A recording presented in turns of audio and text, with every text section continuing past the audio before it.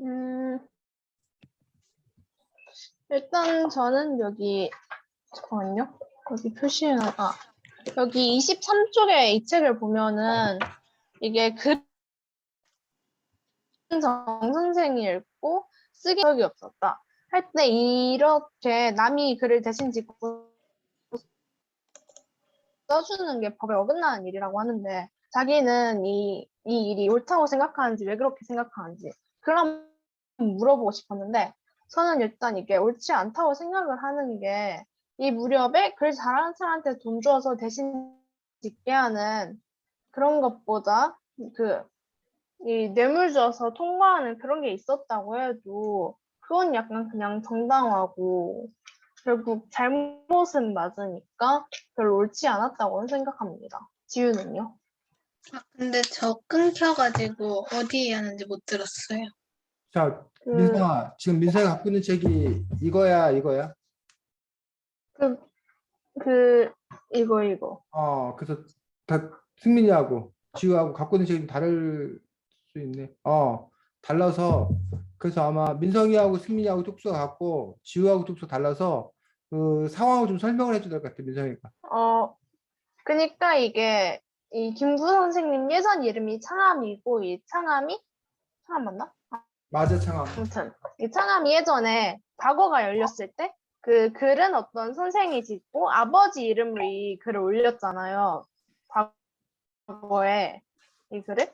근데 이때 이게 불법인데, 이 무렵엔 약간 이게 아니라 과거를 볼 때 약간 미리 정해놓고 과거 시게 한다 이런 것도 있긴 했다는데 자기는 이 창함이 아버지 이름으로 대신 쓰고 그 다른 사람이 쓴 글을 이렇게 사용한 게 옳았다고 생각하는지 왜 그런지. 저도 옳지 않다고 생각하고, 그래도 자기가 양반이 되고 싶어도 그래도, 정의롭게 시험의 규칙은 지켜야 된다고 생각하기 때문에 저는 잘못됐다고 생각합니다. 네. 승민이는요? 저도 다른 사람이 대신 쓴 글 내는 거는 살짝 시험 대리치는 거랑 비슷해서 옳지 않다고 생각합니다. 네. 선생님은요?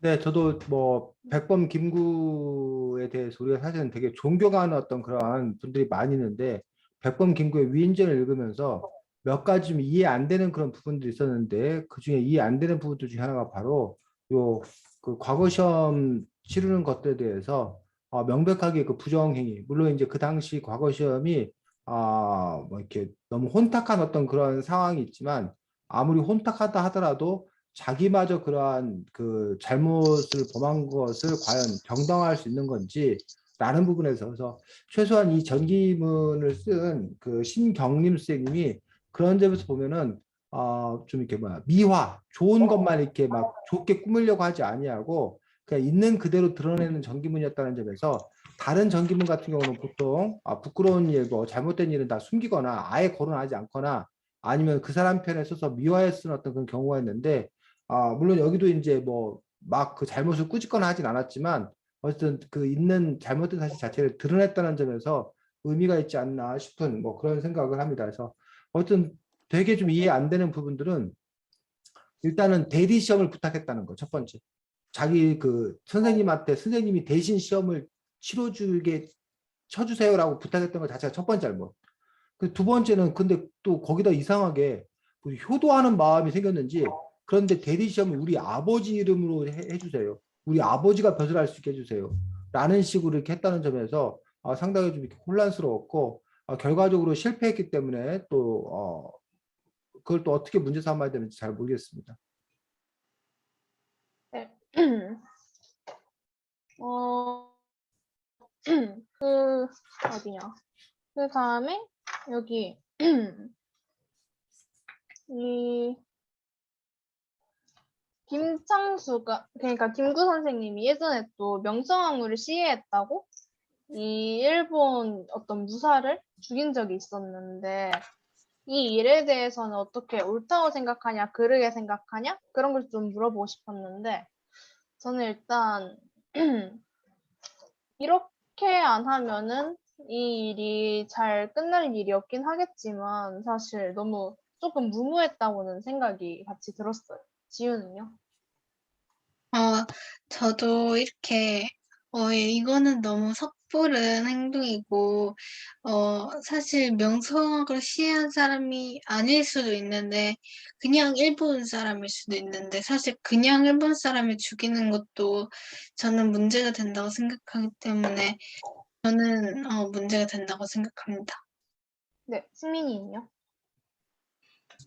좀만 더 생각해 보면 그 일본이 지금까지 한 행동 봐서는 뭐 죄 없는 일본 사람 죽였다고 명상하고 죽였는지 안 죽였는지 상관없이 그렇게 해서 일본이 그것 때문에도 배상을 하고 난리를 칠 것도 있기 때문에 전 좀 무모한 일이라고 생각합니다. 네, 선생님은요? 저 역시 그 아까 뭐 백범 김구의 삶에 있어 몇 가지 이해 안 되는 그런 부분이 있다고 했는데 그 중에 한 부분 역시 또 이 부분이어서 여기에서는 어쨌든 철저하게 백범 김구의 입장에서 조선 정부가 무능하여서 이른바 국모라고 할 수 있는 명성황후가 시해 당했는데도 어떤 적절한 조치 같은 것도 취하지 못했던 어떤 그런 것에 비해서 이 백범 김구라는 청년이 복수를 해줬다, 불의에 맞서 싸웠다라는 식으로 이제 이렇게 정의의 심판을 내렸다. 이런 식으로 지금 이렇게 그려주고 있는 부분들에 대해서 과연 그러한 건가라는 그런 부분들. 그래서 좀 이렇게 어려운 얘기인데 법에서는 그 자력구제 금지 원칙이라고 하기도 하고 사적인 복수나 이런 것들을 허용하고 있지 않습니다. 그래서 어떤 잘못이 있다 하더라도 그 사람을 이른바 국가 공권력, 국가 권력에 의해서 경찰이 체포하고 재판 절차에 의해서 벌을 주지 않는 그 외 일체의 어떤 그런 행위들에 대해서 금지하고 있는 어떤 그런 것들이 현대의 법 정신이라고 본다면 그런 부분에 놓고 보면 분명히 백범 김구의 어떤 그런 부분은 부당한 부분이 있었다고 생각하는데 다만 감정적으로 놓고 보면 감정적으로 놓고 봤을 때는 그런 울분 뭐 이런 것들을 표출할 수 있지 않나라고 생각을 하지만 그럼에도 불구하고 저 개인적으로는 백범 김구의 행동이 어쨌든 과했다.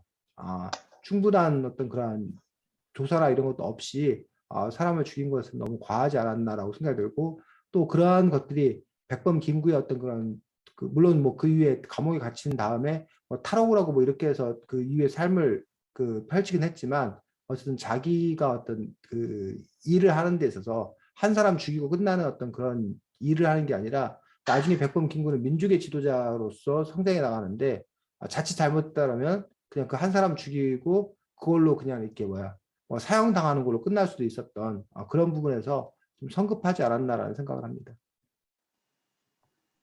네. 그럼 마지막으로 141쪽에 보면 약간 마음이 착하던 사람들 감옥에 들어가면 오히려 약해지고 작은 도둑이 큰 도둑이 되어서 나가는 것이 감옥이었다라고 나올 때 이때 이 김구 선생님 생각은 이 독특한 감옥 제도를 만들어서 대학 교수의 자격이 있는 사람을 간수로 써가지고 죄수로 대하지 않고 대학생을 지도하듯 하면은 좋은 효과가 있을 것 같다라고 했는데 자기는 이 생각에 대해서 어떻게 생각하는지 한번 물어보고 싶었는데 저는 일단 이게 굉장히 좋은 생각이라고 생각이 들지만 약간 이 대학 교수 자격이 있는 이런 사람들만 사용하지 않고 또 다른 옆에서 이거를 같이 할 한 명 정도의 사람이 같이 이 일을 하면 좋을 것 같다는 생각을 잠깐 했습니다. 다음으로 승민이는요? 저도 대학 교수만이 아니라 뭐랄까 다른 좀 가르침을 줄 수 있는 그런 사람들을 한솔 채용하는 건 되게 좋은 생각이라 생각합니다.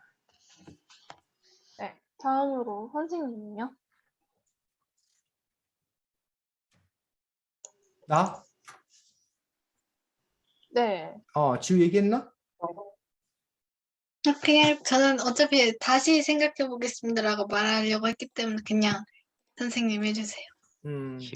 자, 우리가 이렇게 교도소 감옥이라고 하게 되면 교도소라고 하기도 교도관이라고 하는데 교도라는 말 자체가 그 사람을 교육하고 고치고 올바른 길로 이끈다라고 얘기를 하고 있습니다. 그래서 오늘날 그 교도소도 지금 그 백범 김구가 했던 똑같은 고민을 하고 있습니다. 교도소가 과연 범죄자를 처벌하는 곳인가, 자유를 박탈해서 처벌하는 어떤 그런 곳인 건가, 아니면 그들을 교화시켜서 그들을 올바른 길로 올바른 사람으로 이렇게 갱생한다고 그러는데, 다시 이제 그 올바른 사람을 탄생시키는 어떤 그러한 부분들인 건가라는 부분에서 고민들을 갖고 있습니다. 그래서 실제로 오늘날 그 범죄자들이 거기 가서 다른 범죄자들로부터 새로운 기술을 익히고 더 그래서 이제 나왔을 때 이른바 재범, 삼범, 그래서 실제로 범죄자들이 일반 범죄 저지르지 않은 사람들에 비해서 다시 범죄를 저지를 가능성이 상당히 더 큰 것이 오늘날 것 같은 현실들이기 때문에 그 부분들에 대해서 이제 백범 김구 같은 경우에 그런 제도가 좀 이렇게 고쳐져야 된다. 오히려 그들을 교화시킬 수 있었던 그런 기회가 돼야 된다라고 이상적으로 얘기는 하고 있지만 과연 그것들이 현실적으로 가능한 건가라는 부분에서 사실은 좀 이렇게 의문이 있는 것들이 사실입니다. 그래서 백범 김구의 어떤 그런 이상대로 바람대로 된다면 정말 좋겠지만 현실에 있어서는 과연 그러한 건가라는 부분들에서 어려운 점이 있지 않나. 사실 뭐 학교에서 학생들을 올바로 가르치는 것도 쉽지 않은데 과연 그렇게 교도소에서 과연 그 사람들을 올바로 가르치는 것들이 쉬울 건가라는 부분에서 의문이 있는 것은 사실이지만 하지만 그럼에도 불구하고 백범 김구가 제시했던 그런 방향으로 가야 된다라고 생각은 합니다. 네, 전 이걸로 마치겠습니다. 네, 수고했습니다. 다음. 저 여기에 보면 그냥 제가 상황을 설명드릴게요. 여기서 이제 일본이 항복했을 때 김구 선생님이 약간 아쉬워하셨거든요. 근데 그 마음이 이해가 되는지 자신이라면 어떤 마음이었을지 이야기해보고 싶었는데 저는 사실 아쉬운 마음은 있겠지만 그래도 광복이라니까 기쁜 마음이 좀 더 클 것 같아서 처음 읽었을 때는 김구 선생의 마음이 잘 이해되지는 않았습니다. 그 다음 승민이 말해주세요. 저는 만약에 제가 김구 선생님 같은 상황이라면 처음에는 엄청 기뻐서 감동의 눈물 흘리다가 나중에 살짝 기분이 가라앉고 나서 그런데 이러면 우리가 못하잖아 이런 식으로 생각 들어서 살짝 그때 아쉬울 것 같습니다. 네, 그 다음 민성이 말해주세요. 저 다시 말씀해 주실 수 있나요? 지금 한 번만. 우리가 광복이 됐을 때 김구 선생님이 아쉬워하셨잖아요. 그러니까 우리 힘으로 광복하지 못했다고 자신은 어떤 기분이었을 것 같은지. 저도 확실히 김구 선생님처럼 굉장히 아쉬우면서도 열심히 훈련하는 게 굉장히 슈퍼로 돌아간 그런 기분이었을 것 같아요. 네, 그 다음 선생님 말씀해주세요. 네, 뭐 저도 사실 이 부분을 보고 처음엔 잘 이해를 못했습니다. 당연히 해방이 되었으니 기뻐해야 될 일 아닌가. 우리가 정한 목표를 달성했으니 반가워야 될 일이 아닌 건가라고 생각을 했습니다. 근데 역시 그 백범 김구가 민족의 지도자로서 바라보는 안목이 좀 남달랐다라는 것들을 볼 수 있었고 결국 우리 민족 스스로의 힘으로 해방을 하지 못했기 때문에 백범 김구가 우려했던 대로 걱정했던 대로 결국 우리는 바로 이제 북쪽에는 소련 군정이 들어오고 남쪽에는 미군정이 실시되고 하면서 남북이 분단되고 결국은 지금까지도 분단 국가로 살 수밖에 없었기 때문에 그런 점에서 어쨌든 백범 김구의 예측이 맞아떨어진 어떤 그런 부분에서 그의 이렇게 지혜로운 눈, 세상을 바라보는 눈, 이런 부분들이 놀랍다라고 생각을 합니다. 근데 일반 뭐 시민들이나 국민들 입장에서 보면은 해방된 사실들을 자체에 대해서 기뻐하지 그렇게 정치 관계라든가 그렇게 멀리까지 내다보는 어떤 그런 눈을 갖기에는 쉽지 않지 않을까라고 생각합니다. 네, 그 다음 질문은 그 3.1 운동할 때 김구 선생님은 나라의 독립은 감정으로만 되는 게 아니라 일본과 본격적으로 싸워야 된다고 했는데 자신은 그 생각에 대해서 어떻게 생각하는지 말해보고 싶었던 게 저는 사실 뭐 3.1 운동이 우리나라 광복하는 데 큰 영향을 미쳤다고 생각하기 때문에 김구 선생님의 의견도 어느 정도 이해가 되지만 저는 3.1 운동이 그래도 하는 데 큰 도움이 됐다고 생각합니다. 그다음 민성이 말해주세요. 저도 좋은 도움이 됐다고 생각합니다. 네, 그다음 승민이 말해주세요. 저 마이크요, 마이크.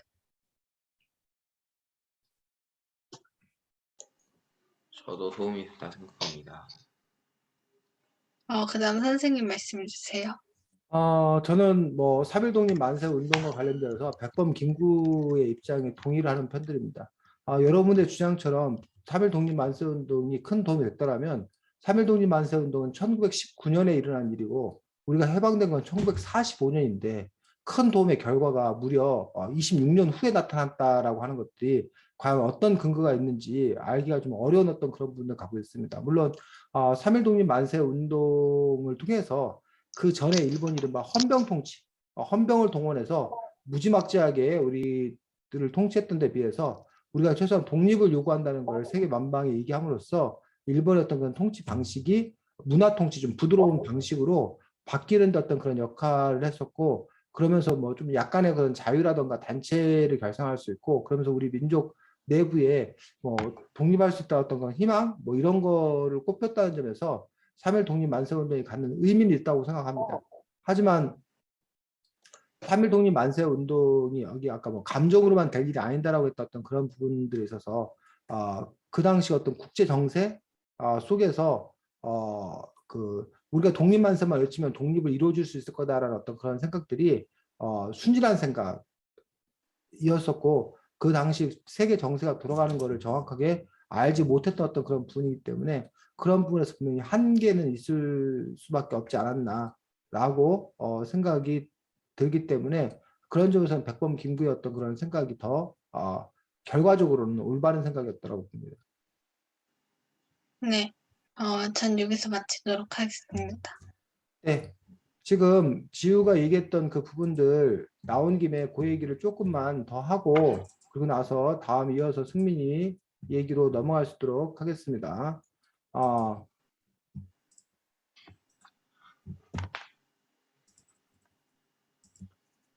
자, 1919년에 3.1 독립만세운동이 있었습니다. 그럼 3.1 독립만세운동이 도대체 왜 갑자기 우리가 1910년에 나라를 빼앗겼었는데 1919년에 왜 3.1 독립만세운동이 일어났었냐 그 부분들에 있어서 여러 가지 이유가 있을 거란 얘기예요. 그 이유가 도대체 뭐냐라는 어떤 그런 부분들 여러분들이 볼 필요가 있는데 일단은 아까 말했듯이 1910년부터 일본이 헌병 통치, 헌병을 동원한 헌병 알아? 헌병? 헌병은 군인의 경찰이야. 군사경찰. 군사경찰, 군인들을 단속하는 경찰인데 그 헌병들을 동원해서 이 군대식으로 우리를 지배하는 어떤 그런 분이어서 무조건 마음에 안 들면 패고 잡아 가두고 뭐 이렇게 무지막지하게 이른바 무단 통치, 무력 통치를 했던 뭐 그런 식이라는 얘기예요. 그러니까 옛날에 뭐 선생님들이 그 회초리 붙잡고 무조건 뭐 지각좀만 해도 막 패버리고 뭐 귀사대기 때리고 막 발로 막 차버리고 뭐 그랬던 당시가 있었다니 과거에 학교 교육도 그런 것처럼 이렇게 일반 국민을 원래 이 사람들이 군인을 상대로 하는 사람들인데 일본 헌병들을 일반 백성을 대상으로 무력 통치했기 때문에 국민들의 어떤 그런 불만이 컸던 그 폭발하였던 그런 지점에 있었던 것들이 사실이라는 얘기예요. 누적된 어떤 그런 부분들. 근데 그것만 있는 것들이 아니라 제1차 세계대전 대전이 1918년에 끝나. 그러면서 당시 승전국 이겼던 어떤 그런 나라들 중에 누가 미국이 있었는데 미국의 이른바 윌슨 대통령이 그 당시에 무슨 얘기를 하냐면 민족 민족 자결주의. 자결주의라는 것들을 선포를 하게 돼요. 자, 민족 자결주의라는 것은 자기 민족의 뭐는 운명은 누가 자기 민족 스스로가 결정할 수 있다라는 뜻이에요. 그래서 이 식민지 국가들에게 너네 식민지로 그대로 남고 싶으면 그대로 남으면 되고 너네 독립하고 싶으면 독립하고 싶다고 얘기해라. 그러면 우리가 미국이 도와주겠다. 이런 식의 그 사인을 보낸 거예요. 그러니까 그 얘기를 들은 우리나라 그 지식이나 이런 사람들이 야, 그럼 우리도 미국 윌슨 대통령에게, 미국 대통령에게 우리도 뭐 하고 싶다는 것들을 독립하고 싶다는 걸 알리자. 그러면 국제사회가 미국이 우리를 도와서 우리를 뭐 해줄 거다? 해방시켜 줄 거다. 라는 어떤 그런 생각을 한 거예요. 그래서 우리의 어떤 그 독립하고자 하는 어떤 그런 마음들. 여기다 이제 하나 더 플러스 되는 것들이 바로 누구의 죽음? 고종 황제의 죽음. 근데 여기서 이제 뭐야? 일본 독살설. 일본에서 독살당했다는 어떤 그런 설이 퍼지면서 이런 것들이 이제 이게 도화선 이 되어가지고 결국은 1919년 3.1 독립 만세 운동이 벌어졌고 전국 방방곡곡으로 번져가지고 여기 대전에서도 각 지역마다 수많은 사람들이 거의 1년 넘게 독립 만세 운동이 전개되었던 어떤 그런 양상들을 볼 수가 있다는 거예요. 하지만 이 독립 만세 운동은 결과적으로 독립이 됐어? 독립이 안 됐다는 얘기예요. 그럼 왜 독립이 안 되었는 건가라는 어떤 그런 분에서 바로 여기에 함정이 있었던 거예요. 이 미국의 윌슨 대통령의 민족 자결주의가 자기 민족의 운명은 자기 민족 수가 결정할 수 있는데 식민지 국가인데 이 앞에 이게 빠진 거예요.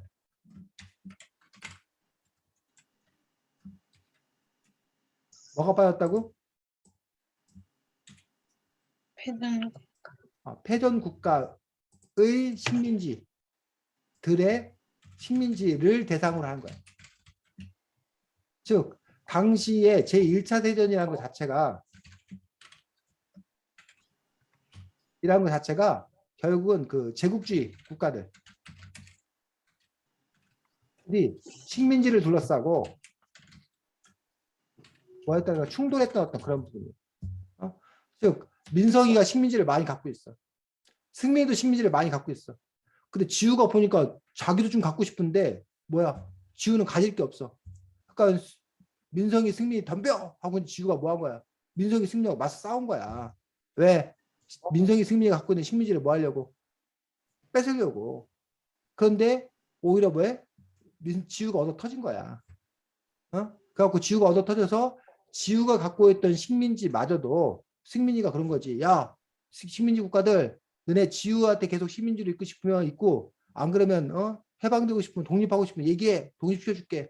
이렇게 얘기를 한 거란 얘기예요. 그런데 우리 조선은 어디의 식민지였어? 일본. 일본의 식민지였어. 근데 일본은 패전국이 아니라 뭐였어? 승전국이었어. 미국, 영국 등과 같이 그 1차 세전 당시에는 승전국이었어. 2차 세전 당시에는 패전국이었지만 1차 세대는 승전국이었기 때문에 이 부분에서 패전국가의 식민지를 대상으로 했기 때문에 우리가 독립을 원한다고 해봤자 미국 대통령은 뭐 했다고? 안 들려. 그러고 모른 채 했다는 거예요. 그러면서 결국은 우리의 어떤 그런 외침은 그냥 외침으로써 끝날 수밖에 없었던 어떤 그런 부분들을 볼 수가 있다는 거지. 그래서 독립을 어떻게 뭐 할 것인가 이룰 것인가 라는 부분들에 대해서 각자의 방식이나 각자의 고민들은 뭐였다는 거야? 달랐다는 거야. 그래서 3.1 독립 만세 운동을 했다는 어떤 그런 부분도 있고 이승만 같은 경우는 미국과의 뭘 통해서 외교 관계를 통해서 그 다음에 안창호 선생 같은 경우는 우리가 실력을 양성해서 실력을 길러서 실력을 키워서 해야 된다라는 것도 있고 뭐 김좌진 장군 홍범도 장군 같은 경우는 독립군이 뭐해서 전쟁을 통해서 이런 식으로 이제 각각의 어떤 그런 부분들에 따라서 어떤 방식으로 우리가 독립을 이룰 것인 건가라는 부분들에서 독립운동의 방식이 또 달랐던 그런 부분들을 볼 수가 있습니다. 다음. 저예요? 다 했어, 지우? 네. 승민이. 그 제 책으로는 162페이지인데 뭐지? 김구가 뭐지? 안창호가 김구를 경무국장을 시키려고 했는데 김구는 그걸 거절하고 문지기를 시켜달라고 했는데 만약 자신이 안창호였으면 김구가 문지기를 시켜달라고 했을 때 자기는 어떻게 했을 것 같은가? 지우 책에는 150쪽입니다. 저라면 그래도 문지기로 쓰기에는 아까운 인재니까 그래도 설득시켜서 경무국장 시켰을 것 같습니다. 다음으로 민성이 말해주세요. 일단 저도 승민이랑 비슷한 생각인 게 우선 김구라는 분도 굉장히 일단 유명한 사람이고 독립운동에 굉장히 필요한 사람인데 이렇게 문지기로 쓰기에는 이 사람이 너무 아쉽기에 어떻게든 설득을 해봤을 것 같습니다. 네, 다음으로 지우 말해주세요. 저도 문지기를 시키지 않았을 것 같습니다. 네, 다음으로 선생님 말해주세요. 네, 여기서 오히려 제가 주목했던 것들은 뭘 시킬 건가라는 어떤 그런 보다 백범 김구가 이렇게 겸손했었던, 그래서 많은 사람들이 더 높은 자리 또 자기를 내세우는 어떤 그런 부분들에 관심이 있고 심지어는 그런 자리 다툼을 벌이기도 하는 데 비해서 백범 김구는 그러하지 아니하고 오히려 가장 이렇게 낮은 자리에서 자기가 할 일을 찾으려고 했던 어떤 그런 점들이 상당히 오히려 그래서 존경받을 수 있었고, 그러한 그 겸손의 어떤 그런 부분들 때문에 오히려 나중에는 또 이렇게 그 임시정부의 수반 주석이 될 수 있었던 어떤 그런 원동력이 되지 않았나라고 생각이 들었고, 그런 부분에서 안창호가 결국은 백범 김구를 적절하게 또 잘 기용을 했다라고 생각합니다. 네, 그럼 저 여기서 마치겠습니다. 자, 그래서 백범 김구의 이야기들 중에 이제 유명한 얘기들 중에 하나가 바로 문지기론 이라는 어떤 그러한 부분들을 갖고 있습니다. 그래서 사실은 지금도 이제 우리가 이 대통령 후보들이 선거운동을 열심히 지금 하고 있는 거예요. 근데 이제 이 대통령 후보들이 선거운동을 하는데 대통령 후보들은 자기가 대통령이 되는 거니까 선거운동을 열심히 하는 게 이해가 되잖아. 그런데 이 대통령 후보 말고 다른 많은 사람들이 지금 선거 캠페인을 열심히 하고 있어. 그럼 이 사람들은 도대체 왜 선거 캠페인을 그렇게 열심히 하냐는 얘기예요. 이 사람들 도대체 왜 선거 캠페인을 하냐는 얘기예요. 그들 중에는 자기가 선거 캠페인 하는 사람이 대통령이 되면 자기가 장관을 한 자리 하든지 자기가 뭘 하든지 자기도 그 다음에 뭔가 한 자리 할 수 있다 라는 점들. 그래서 이걸 이제 어려운 말로 들어봤어? 이런 말? 논공행상이라고 그러는데 공을 논한다는 거야. 누가 더 공을 더 많이 세웠는지. 그래서 상을 준다는 거야. 그래서 선거운동 열심히 하고 선거운동 과정에서 더 성과를 많이 낸 사람에게 나중에 더 높은 그 자리를 주겠다고 약속을 한다던가 이런 부분들, 농공행상 하는 어떤 그런 부분들. 그래서 나중에 이제 선거 후에 이제는 그 권력을 잡았을 때 그 권력을 또 어떻게 나눌 건가라는 부분을 갖고 치열하게 싸우는 어떤 그런 경우들도 벌어지더란 얘기지. 또는 이미 대통령 후보가 되는 순간에 서로 내가 더 좋은 자리를 차지할 거다라는 부분들 때문에 어떤 그런 다툼들 이런 부분들이 있다는 얘기예요. 그리고 그런 것들에 대해서 별로 좋게 생각하지 않는 어떤 그런 부분들. 그러다 보니까 요즘에 이른바 측근이라고 불리는 그 사람과 가까이 있었던 그런 사람들이 저 사람들이 결국 다 차지할 거다라는 부분에 대한 사람들이 의심을 하고 그런 점에서 이런 측근들이 열심히 하는 이유는 결국은 나중에 자리를 차지하기 위한 거다. 그런 점에서 이제 그 사람들이 이른바 순수성을 뭐하다는 얘기야? 의심하게 되는 어떤 그런 부분들. 그러다 보니까 최근 들어서 이 측근이라고 하는 사람들이 나는 뭐 하지 않겠다? 다음 정부에서 임명직을 맡지 않겠다. 나는 뭐 불출마하겠다. 이런 선언을 요즘 막 해. 이것도 선거운동의 어떤 그런 과정으로서 그래서 이 자기가 그 지지하는 사람이 대통령이 되었을 때 더 유능한 인재들이 뽑힐 수 있도록 자기의 자리를 내놓겠다. 기득권을 내놓겠다. 이런 어떤 그런 부분들. 그러니까 그러면 그 사람의 입장에서는 자기가 뭘 자리를 차지하는 게 중요한 게 아니라 정말 내가 지지하고 있는 그 사람이 대통령이 되는 게 더 중요하다. 그래서 그 사람의 어떤 그런 비전에 따라서 나라를 정말 바꾸는 것이 더 중요하다. 뭐 이런 생각을 했다는 거지. 그런 점에서 이제 백범 김구도 보면 이런 문지기론이라고 하는 것들은 자기가 어떤 자리를 차지하기 위해 독립운동을 하는 것이 아니라 자기가 자기가 독립운동을 하는데 그 어떤 역할이라도 자기에게 주어진 어떤 역할이라도 최선을 다해서 하겠다라는 어떤 그런 의미를 갖고 있다는 거예요. 근데 과연 여러분들은 그럴 수 있냐라는 거지. 내가 그 어떤 역할을 하는 게 더 중요한 건지 내가 무슨 자리를 차지하는 게 더 중요한 것인지 아니면 누군가가 그 일을 하는 것들이 더 중요한 건지. 그래서 쌤이 가끔 이제 그런 비유를 하는데 승민이가 학교 대표 그 뭐야 골키퍼 그 축구팀의 골키퍼를 주전 경쟁을 막 펼쳤어. 지우하고. 근데 지우가 주전이 된 거야. 그래서 승민이는 그 학교 대표 그 축구 경기에 못 나가게 됐어. 자, 그럴 경우에 승민이가 지우를 응원해야 되냐고. 지우 너 잘해야 돼. 네가 골키퍼를 잘해야 우리 팀이 뭐 할 수 있어? 승리할 수 있어. 지우 화이팅 하고 지우를 도와줄 건지 아니면 마음속으로 지우가 뭐 하기를 빌 건지 망하기를 빌 건지. 왜? 지우가 잘하면 어떻게 돼? 응? 지우가 그 게임에 나가서 골키퍼를 잘하면 어떻게 돼? 그럼 지우가 실력을 인정받아서 계속 그 자리에 있겠지. 그렇지. 지우가 계속 대표 골키퍼가 되는 거지. 주전이 되는 거지. 그럼 승민이에게는 기회가 없는 거지. 하지만 지우가 뭐 하면 경기를 망치면 지우가 잘릴 거 아니야. 그러면 누구에게 기회가 있는 거야? 승민이에게 기회가 있는 거지. 그런 점에서 과연 승민이는 우리 팀이니까 지우가 우리 팀이니까 지우가 잘하기를 응원할 것인지 아니면 지우가 뭐 하기를 응원할 것인지 망치기를 응원할 것인지 망치기를 바랄 것인지 그 마음을 갖는 게 사실 쉽지가 않다는 거야. 승민은 어떤 마음일 것 같아? 저는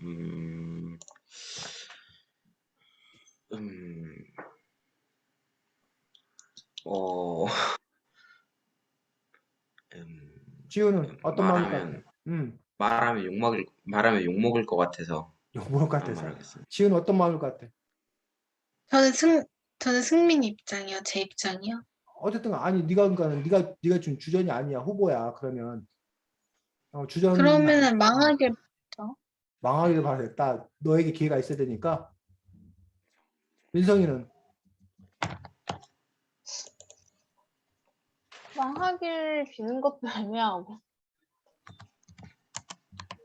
망하지는 않는데 실력 인정은 안 받으면 좋겠다. 자, 그래서 이게 참 어려운 어떤 그런 부분들입니다. 그래서 그런 점에서 이제 그 뭐 우리 사람의 어떤 그런 마음이 내가 잘하고 내가 선택받고 내가 돋보이기를 바라는 것들이 또 우리 인간의 또 가장 기본적인 마음이기도 하기 때문에 뭐 그런 마음이 드는 것들이 이상한 것도 아니고 아까 승민이가 욕먹을 걸 두려워해서 말하지 않겠다라고 하는 어떤 그런 분들도 당연한 어떤 그런 마음들이고 그래서 어쨌든 그러한 마음들을 어떻게 할 건가라는 거죠. 그래서 백범 김구는 과연 그런 마음이 있는데도 불구하고 내가 문지기를 하겠다고 한 건지 아니면 진짜 자기는 그냥 문지기가 하는 게 편해서 문지기를 하겠다는 건지 그 부분을 하나를 생각해야 됩니다. 자, 또 한 가지 생각할 게 있습니다. 또 한 가지 생각할 부분은 뭐냐면 바로 그 당시만 해도 이렇게 신분 제도가 철저했다는 것입니다. 백범 김구는 출신이 그냥 양반이 아니었어. 그냥 일반 평민 출신이었어. 그리고 공부도 많이 한 게 아니었어. 그러다 보니까 백범 김구 스스로가 뭐하다고 생각한 거야? 자기는 뛰어나지 않다고 생각한 거야. 자기는 우수하지 않다고 생각한 거야. 그래서 여기 보면 뭐 내가 본국에 있을 때 순사시험 과목을 어디서 보고 내 자격을 시험하기 위해서 혼자 답안을 만들어 본 일이 있어. 그런데 불합격이었어. 순사 자격도 없는 내가 어찌 그 총책임자인 경무국장 자리에 앉을 수가 있겠소. 이런 식으로 이제 백범 김구 자신이 자신의 어떤 그런 능력, 실력 이것들이 이제 부족하다고 뭐 했던 생각했던 뭐 그런 부분들도 겸손인지 아니면 진짜 자신의 실력이라고 생각했는지 그런 측면도 없지 않아 있었다라는 거예요. 그래서 나중에 그런데 이 백범 김구가 아까도 얘기했지만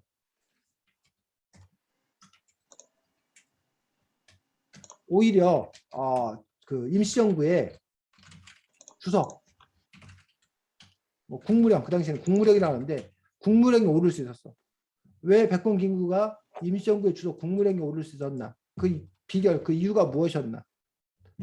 뭐였어? 저기 지우책으로는 161쪽이고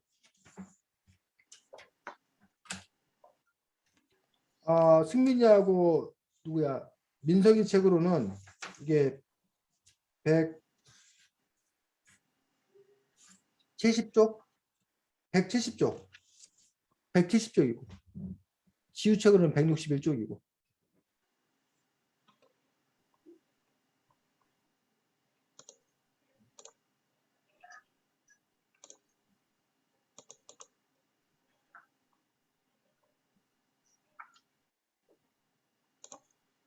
그 김구 선생님이 나서면 따라 나서겠다는 그런 지지자도 많고 백범 김구 선생님이 아니면 성공할 사람이 없기 때문에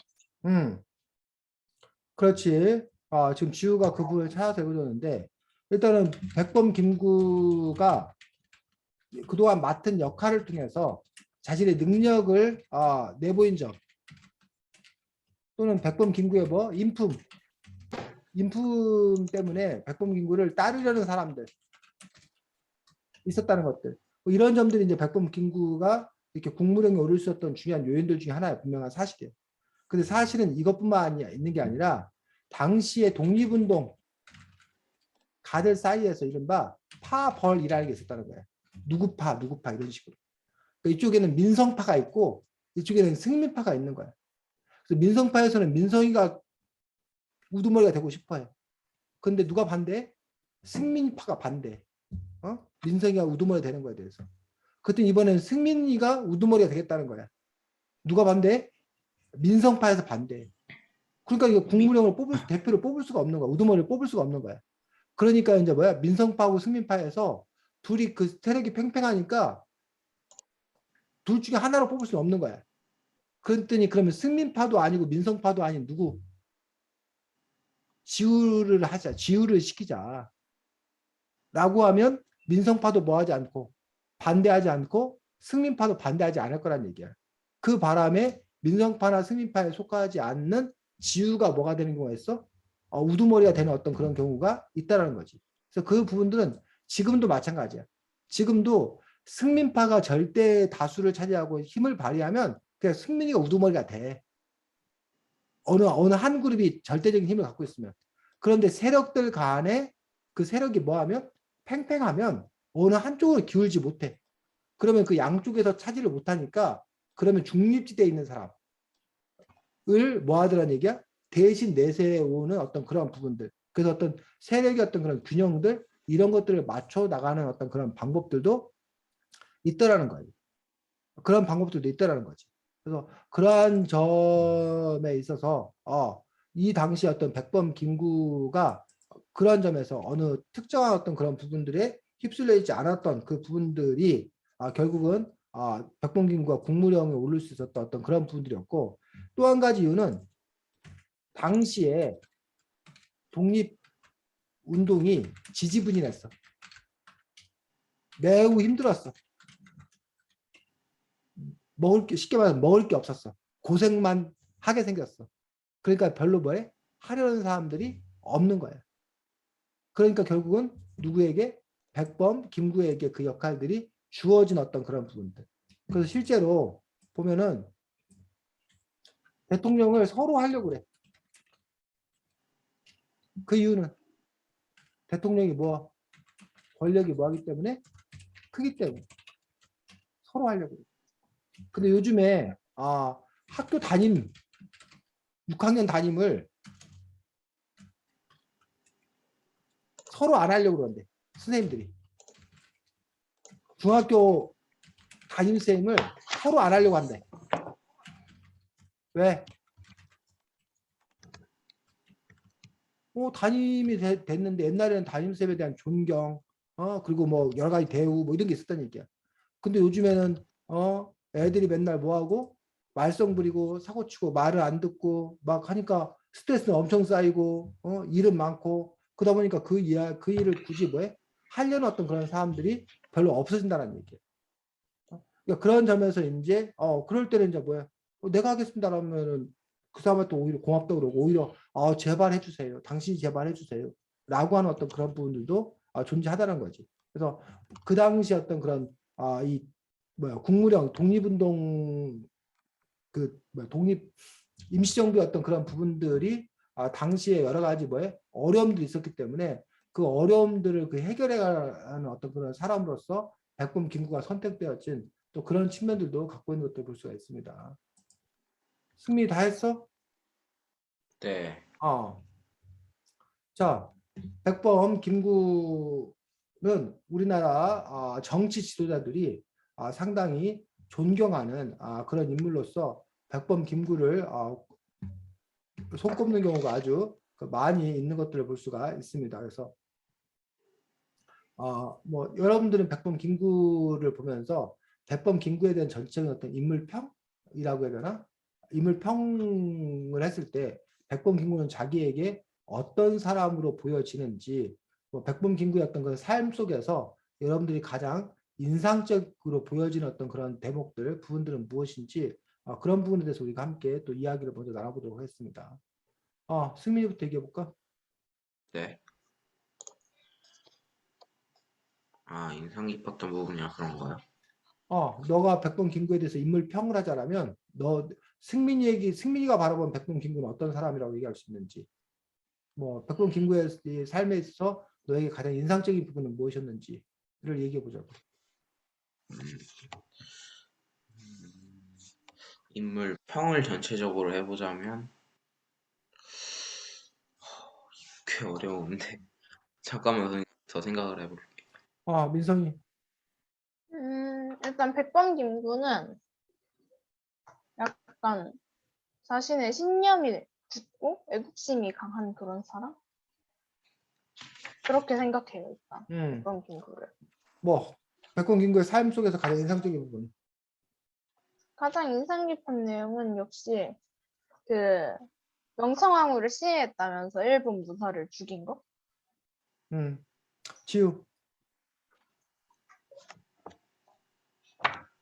저는 백번 김구 선생님이 되게 고집도 세고, 되게 마음이 되게, 왠지 잘 친해지지 못할 그런 인상으로 저한테는 느껴졌고, 인상 깊었던 거는 민승이랑 똑같이 그거, 일본 사람을 죽인 거. 그게 인상 깊었습니다. 승민이. 제가 생각하는 김구 선생님은 자신만의 신념이 있고 애국심이 강하고 그런 사람. 인상 깊었던 거는 그 일본 사람 죽인 거. 네. 자, 백범 김구는 이른바 우리가 한마디로 얘기하면 민족주의자. 라고 얘기할 수 있습니다. 민족주의자.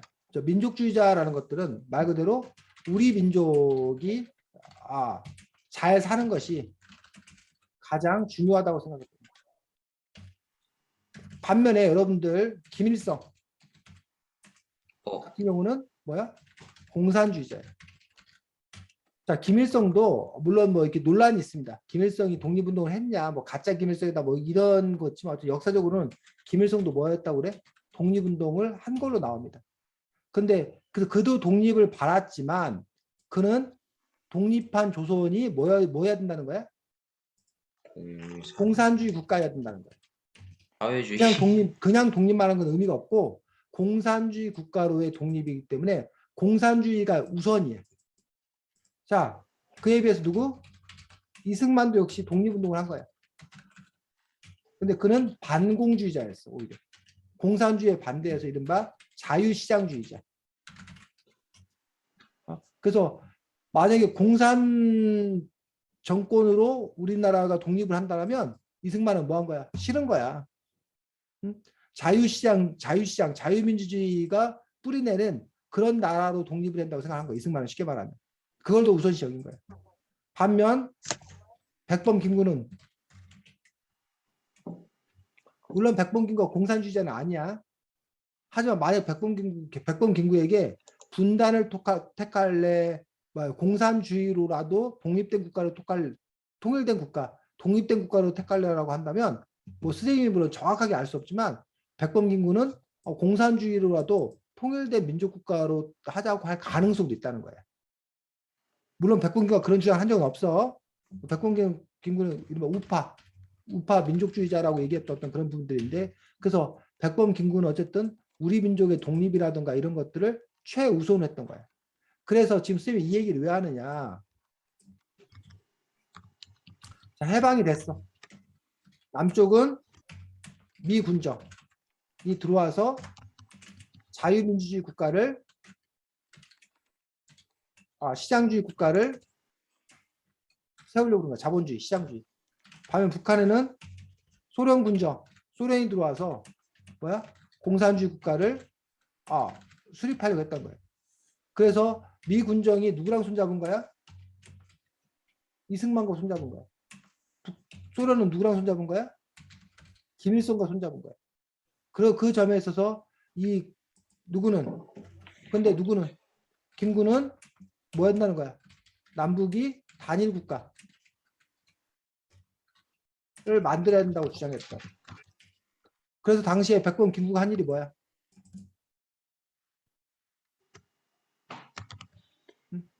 북한에 가서 김일성과 회담을 했어. 그래서 그 부분에 대해서 백범 김구가 상당히 큰 비난을 받았어. 왜? 어떻게 공산주의자하고 만나서 얘기를 하냐? 너도 빨갱이 아니냐? 너도 공산당이 아니냐? 라고 강한 비난을 어떻게 받았던 그런 부분들을 볼 수가 있다는 거지. 근데 백범 김구는 분단되어서는 안 된다. 그러면 계속 우리는 분단될 수밖에 없다. 그렇기 때문에 어떻게든 남북이 힘을 모아서 단일한 국가를 만들어야 된다는 것들이 그 당시 어떤 백범 김구의 사상, 생각이었던 어떤 그런 부분을 볼 수가 있다는 거지. 그 점을 봤을 때 과연 여러분들은 해방 후에 우리가 이념적으로 공산주의와 이런 반공주의, 자유시장주의로 분열된 어떤 그런 상황들 속에서 과연 여러분들은 어떠한 선택을 해야 되냐라는 얘기지. 해방된 이후에 우리 조선이 어떠한 국가, 어떠한 모습이 돼야 되냐는 얘기지. 자, 여기서 여러분들이 이 사람 알아? 간디? 간디가 인도 사람이잖아. 자, 간디가 인도 사람인데 간디하고 백범 김구는 다른 점도 많아. 독립운동을 하고 이런 건 같지만 간디는 평화적인 방법을 하려고 했었고 백범 김구는 무력을 통해서라도 해야 된다고 생각했던 점에서는 달라. 근데 간디하고 백범 김구하고 똑같은 것 중에 하나가 뭐냐면 인도가 독립을 하면서 인도는 이 이념을 갖고 한 게 아니라 종교 때문에 파키스탄과 뭘로?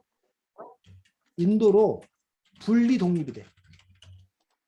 파키스탄은 뭘 믿던 사람? 이슬람을 믿던 사람들이 중심이 돼서 파키스탄을 세워. 인도는 힌두교를 믿는 사람들이 중심이 돼서 분리 독립을 하게 돼. 다 원래는 다 인도였는데, 다 영국의 식민지였는데, 이 당시에 바로 누가? 간디가 이 파키스탄 사람들, 이슬람 사람들과 만나서 뭐 한다는 거야? 그게 분리 독립하면 안 된다. 우리가 하나로 독립해야 된다. 그렇게 주장을 했어. 그러다가 간디가 총 맞아 죽었어. 간디를 총을 쏜 사람 누구야? 힌두교도, 힌두교도. 힌두교도에 의해서 너 왜 파키스탄 그 이슬람 애들하고 너 왜 같은 나라를 만들려고 그러냐? 라는 어떤 그런 부분의 비난, 뭐 다른 이유도 있겠지만 그 이유로 결국은 총 맞아 죽는 거야. 자, 선생님이 지금 왜 백범 김구 얘기하면서 간디 얘기를 할까?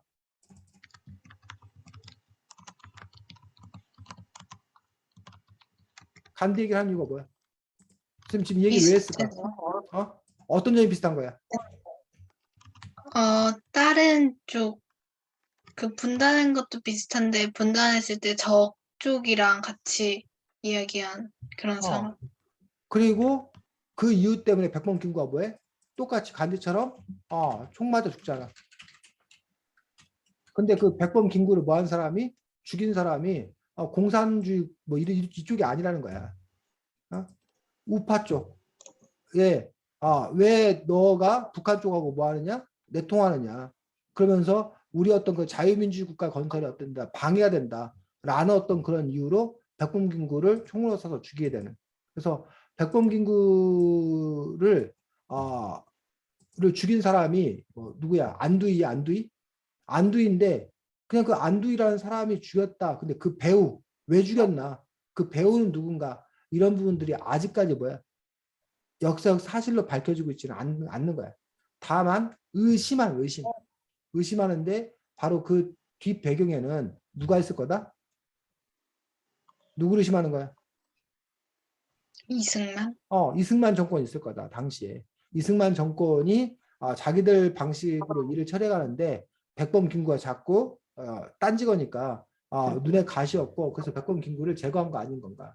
또는 미 군정이 그 뒤에 배경으로 있는 거 아닌 건가라고 의심만 할 뿐. 하지만 뭐 실제 어떤 그런 부분에 대해서는 알 수는 없는 어떤 그런 부분들을 볼 수가 있습니다. 그래서 백범 김구는 그래서 그 당시에 이른바 남한말의 단독 정부 수립에 대해서 끝까지 반대했었고 그로 인해서 백범 김구가 또 단독 정부를 수립을 찬성하는 사람들한테는 상당히 비난을 받았던 그런 부분들. 그래서 이제 독립운동 할 때까지는 백범 김구가 열심히 잘 나갔지만 해방된 이후에서는 백범 김구가 그렇게 큰 역할을 하지 못했던 그런 부분들. 그래서 아까 이제 해방된 어떤 그런 부분들에 대해서 백범 김구가 별로 이제 힘을 못 쓴 것들, 그 힘을 못 쓰고 해방된 것들에 대해서 안타까워하고 아쉬워했던 그런 부분들이 조금 아까 얘기와 관련된 것을 볼 수 있습니다. 자, 백범 김구하면 여러분들이 또 하나 중요하게 얘기되는 부분들이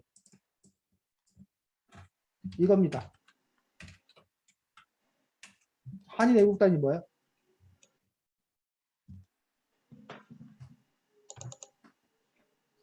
지우책으로는 167쪽.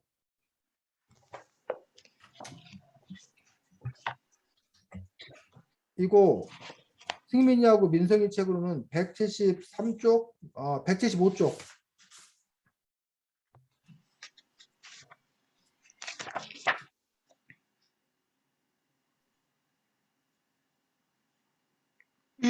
일본의 주요 인물을 습격하여 처단하고 중요 기관을 파괴하는. 그렇지. 주요 인물들을 습격, 주요 건물에 대한 파괴. 뭐 우리가 흔히 말하는 이른바 테러리스트야. 우리는 테러리스트하고 안 해. 근데 누구 입장에서는 보면 일본 입장에서 보면 한인애국단은 테러리스트들인 거지. 근데 우리는 그게 아니고 의거를 일으킨 거야. 한인애국단의 대표적인 인물이 바로 누구? 윤봉길. 또 누구? 이봉창. 이런 사람들이 한인애국단의 어떤 대표적인 어떤 그런 인물들이라는 얘기예요. 자, 아까 봤지만 1910년에 우리가 일본에게 나라를 빼앗겼어. 처음에는 나라를 되찾기 위해서 독립운동을 열심히 했어. 왜? 곧 독립이 될 줄 알고 열심히 했어. 근데 10년이 지났어. 20년이 지났어. 30년이 지났어. 독립이 돼, 안 돼? 안 돼. 오히려 일본은 힘이 더 세져. 자, 그러면 독립운동 하는 사람들이 어떨까? 너네가 30년을 했는데 오히려 상대방은 더 힘이 세졌어. 독립운동 하고 싶겠어? 희망이 없어지는 거야. 아니요. 희망이 없어. 더 일본은 강대해서 일본이 과연 망할까? 일본 오히려 더 강해지는 거 아닌가? 라고 하면서 이른바 독립운동 희망이 없어지면서 독립운동 자금도 안 모이고 독립운동 지망생들도 뭐해? 없어지고.